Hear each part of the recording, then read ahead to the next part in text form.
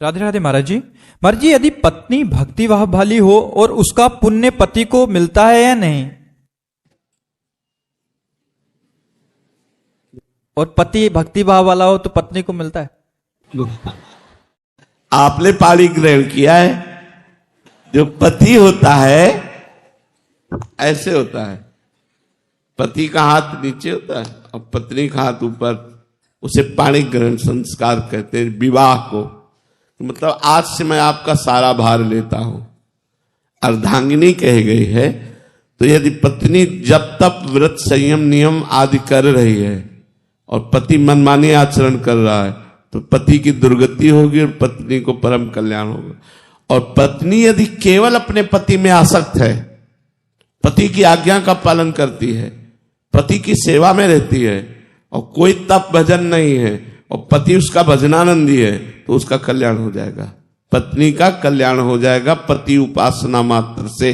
पर पति भगवत भजन करने वाला हो तो पति यदि तीर्थ गया है, पत्नी ने सारी तैयारी कर दी है उनकी, अब वो तीर्थ यात्रा करके आएंगे तो आधा फल पत्नी को अपने आप प्राप्त हो जाएगा। लेकिन पत्नी यदि तीर्थ गई है और पति विषयी है तो कुछ नहीं प्राप्त होने वाला है। पति ऐसे है, ये धर्म शास्त्रों का निर्णय है। पत्नी को ज्यादा फायदा है महाराज जी। तो उसने अपना जीवन दे दिया ना आपको, आप उसके घर जाते हैं क्या? वो आपके घर आती है अपने परिवार को छोड़ करके और अपना पूरा जीवन दे दिया, तन मन प्राण सर्वस्व समर्पित करके आपकी सुख के लिए लग गई, तो आप ही पाणी ग्रहण के सारा भार आपको निर्वाह करना पड़ेगा। इसलिए दोनों में से कोई एक भी अगर लग जाता है अध्यात्म मार्ग में, तो बहुत बार देखा गया है, तो मतलब वो दूसरा जो दूसरे भाव वाला होता है, पति अगर लगा है तो पत्नी भी उस मार्ग पे चलना शुरू कर देती है, पत्नी लगी है तो पति भी, ये बहुत बार देखा है। हाँ, संघ का तो प्रभाव पड़ता ही है, पर कभी कभी विपरीत भी होते हैं। कई ऐसे भक्त आए हैं जो बताया, मतलब उनकी स्त्री स्वरूप में वो भक्त हैं, तो उन्होंने बताया कि हमारे सास ससुर और पति सब मांस खाते हैं। अब वो वैष्णव है तो बहुत समस्या आती है महाराज जी कैसे। तो ऐसे परिवार भी मिल जाते हैं जो भक्ति रहित होते हैं और बिटिया भक्ति वाली होती है, तो वहां उसको बड़ी समस्याएं होती है।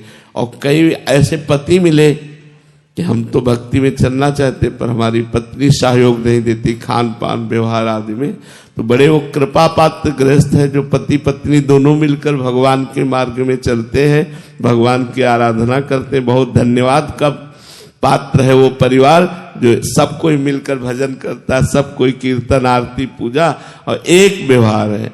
और अलग अलग व्यवहार में थोड़ा प्रतिकूलता तो होती है। अब मान लो उसका पति है और वो प्रतिकूल आचरण करने वाला है, तो पत्नी को तो उसके सेवा में रहना है और सारी की सारी भक्ति की प्रतिकूलता उसको मिलेगी।